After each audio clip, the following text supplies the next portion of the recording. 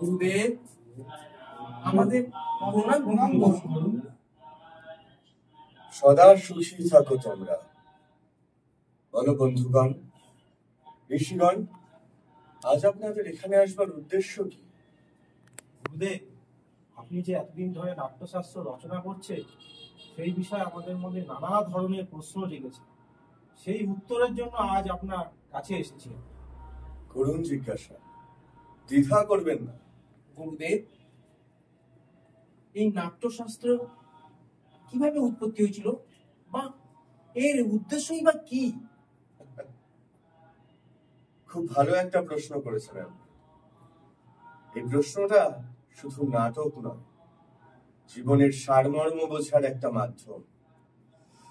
ত্রেতা যুগে মানুষ যখন কর্ম ও ধর্মের লোভে সংঘাত ও অবক্ষয়ের দিকে অগ্রসর হতে শুরু করেছিল, তখন দেবরাজ ইন্দ্র দেব ব্রহ্মার কাছে প্রার্থনা করেছিলেন যে এমন একটি মাধ্যম থাকা উচিত যার মাধ্যমে দেখা এবং শ্রবণ এক হয়ে যায়, যাতে মানুষ ন্যায়পরায়ণতা সম্পদ এবং মুক্তির পথে ফিরে আসতে পারে।